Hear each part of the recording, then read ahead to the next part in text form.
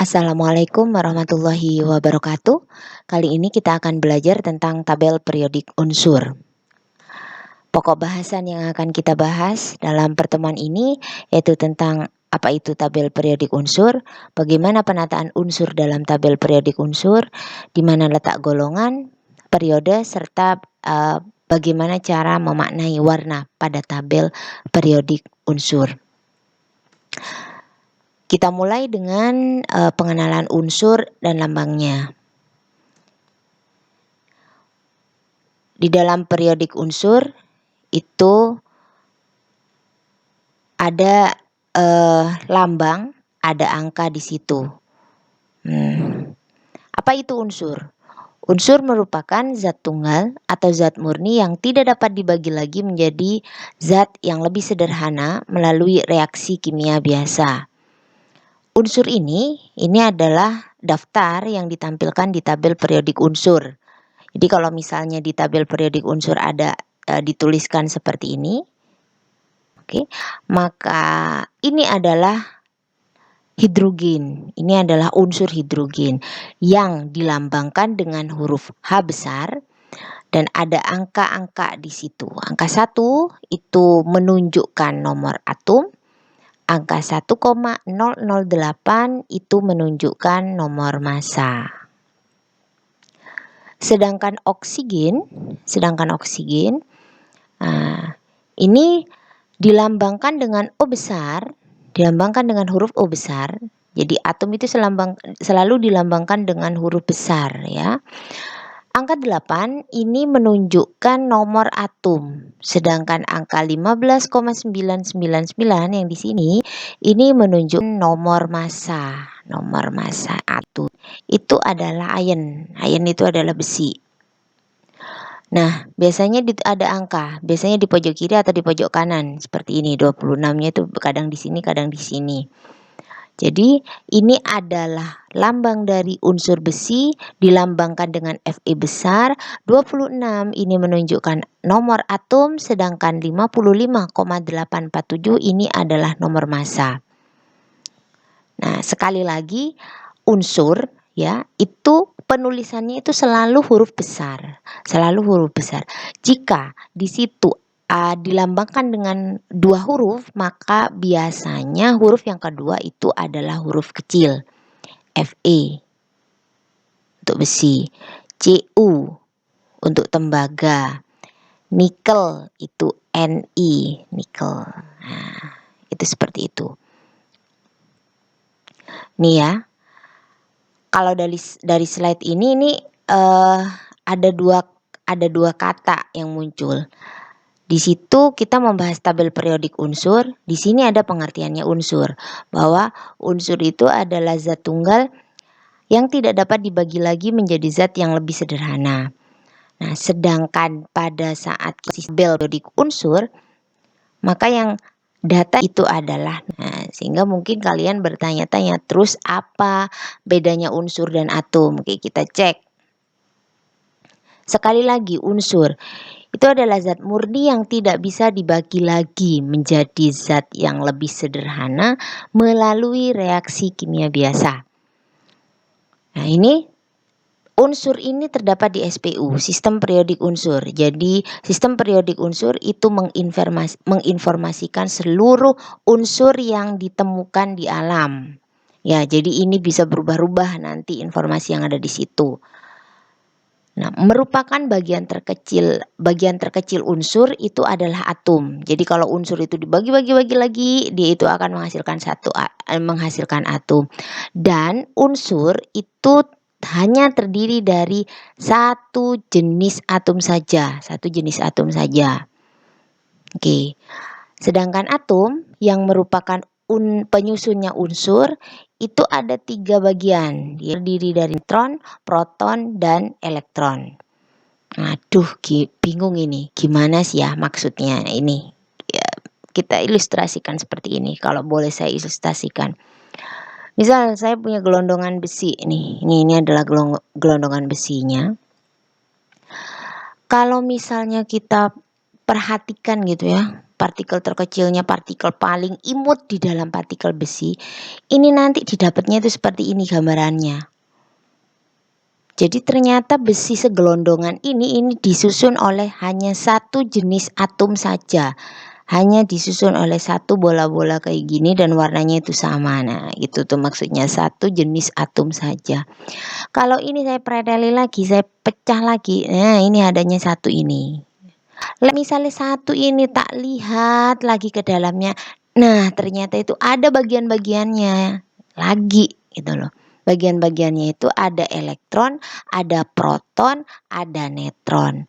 Apa itu elektron? Elektron itu adalah inti negatif. Inti yang bermuatan negatif biasanya itu dilambangkan seperti ini dan dia itu mengelilingi inti. Sedangkan proton itu adalah inti positif, dia itu ada di pusat inti bermuatan positif. Ya, tidak bisa terlepas dari inti karena dia itu mancep di inti sini. Oke. Sedangkan yang neutron itu adalah inti netral. Nah, ini juga ada di bagian pusat. Jadi dia juga tidak bisa terlepas dari inti. Jadi begitu. Oke. Jadi sekali lagi, apa sih bedanya unsur sama atom itu? Nah, kalau unsur disusun oleh atom-atom. Jadi misalnya di sistem periodik unsur itu ada besi di dalam disebutnya itu besi gitu ya. Kalau misalnya kita lihat ternyata besi itu hanya disusun oleh satu atom, yaitu atom Fe, digambarkan dengan bola-bola yang berwarna hijau. Nah nih, bola-bola yang warna hijau. Kalau bola-bola hijau ini saya lepas lagi, kemudian saya lihat lagi di dalamnya, ini ternyata dia ada 3 bagian. Ada bagian elektron, ada bagian proton yang bermuatan positif, dan ada bagian yang bermuatan netral atau tidak bermuatan yang kita sebut dengan neutron. Nah, jadi seperti itu. Nah, kemudian para ahli itu setelah dia itu menemukan, oh ini disusun oleh atom Fe semua nih gitu, maka dimasukkan Fe, nemulah lambang unsur Fe gitu ya. Protonnya segini, neutronnya segini, elektronnya segini dalam Fe itu. Ada hidrogen dilihat lagi nih dilakukan penelitian lagi. Oh, ternyata elektronnya tuh jumlahnya segini, protonnya itu 1, neutronnya itu gini misalnya ya. Nah, kemudian lambang-lambang unsur yang mereka temukan itu semuanya itu kemudian disusun sehingga muncullah yang disebut dengan sistem periodik unsur. Ya, jadi penyusunannya itu tidak semena-mena disusun gitu ya, disusun aja gitu ya biar bagus gitu ya, habisnya B, C, N, O gitu, enggak. Jadi disusunnya itu dengan pengelompokan tertentu. Logam dengan blok S dikelompokkan dengan blok S sendiri. Blok P sendiri. Blok D sendiri. Ada lantanida, ada aktinida. Itu pengelompokan, dasar pengelompokannya. Apa itu blok S, blok D, blok P itu nanti akan ada di bahasan selanjutnya. Nah, yang perlu kalian pahami di situ ya, dalam sistem periodik unsur itu ada yang namanya golongan, ada yang namanya periode. Golongan itu dibacanya itu adalah dari atas ke bawah. Dari atas ke bawah itu namanya golongan. Atas ke bawah itu maksudnya gimana? Ini dari atas ke bawah. LINAKRBCSFR ini satu golongan. BEMGCASR ini satu golongan. SCY ini adalah satu golongan. TIZRHFRF ini adalah satu. Itu yang dimaksud dengan golongan. Kalau periode itu adalah bacanya itu ke samping. LIBEBCNO itu periode. NAMGLSIPS itu adalah satu periode. Jadi seperti itu. Ya, ini gambaran lebih jelasnya, kayak ini cuplikan aja, ini gambaran lebih jelasnya itu seperti ini. Dalam sistem periodik unsur,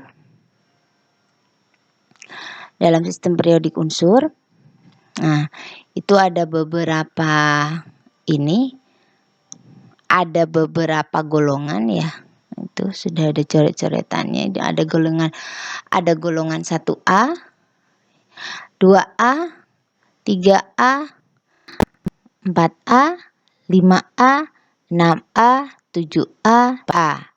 Sedangkan yang golongan B satunya ada di sini, 1B, B, 3B, 4B, 5B, 6B, 7B, 8B, ini luarnya ada di sini. 8, 9, 10 ini merupakan golongan 8B. Oke, sekali lagi jadi golongan 1A itu dari atas ke bawah, H, Li, Na, K, Rb, C, S, Fr. Ini adalah golongan 1A. Golongan 2A itu Be, Mg, Ca, S, R, P, A, Ra. Kalau ditanya periode 5 isinya apa saja? Rb, Sr, Y, Zr, Nb, Mo sampai Xe. Ini adalah periode 5. Jadi menyampi horizontal itu adalah periode, atas ke bawah garisnya. Atas ke bawah ini adalah golongan. Jadi begitu, ya. Nah, sedangkan selanjutnya apa sih maknanya warna-warna yang ada di situ? Nah, warna-warna ini menunjukkan dia itu termasuk golongan apa? Termasuk golongan apa? Dan fasanya apa? Contoh, ya. Saya contohkan. Ini yang berwarna oranye. Yang berwarna oranye ini adalah non logam. Oranye. Jadi semua yang berwarna oranye adalah non logam. Kalau kita perhatikan di sini yang berwarna oranye H, C, N, O, S, P, S, E. Jadi semua yang berwarna oranye seperti ini adalah non logam.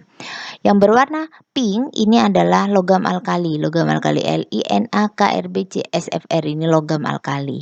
Yang berwarna biru ini adalah logam alkalin. Alkalin ini adalah logam alkali alkali tanah. Nah, jadi ada tanahnya ya. Kalau alkali itu alkali, kalau alkalin itu alkali tanah. Oke, ini BMGCASRBARA. Logam transisi ini ada di sini. Jadi semua yang berwarna merah ini termasuk logam transisi. Nah, sedangkan yang berwarna oranye, berwarna biru ini adalah lantanida. Lantanida itu yang ini ya, yang berwarna abu-abu ini jadi nggak kelihatan, ini lantanida. Kalau yang berwarna biru ini adalah actinida. Kalau yang berwarna biru terang kayak gini ya, ini adalah metaloid B, Si, GeAs, Sb. Ini. Kalau logam lain ini dilambangkan dengan biru yang seperti ini. Oke. Yang berwarna oranye begini, ini adalah halogen semua di golongan 7A. Ini adalah halogen.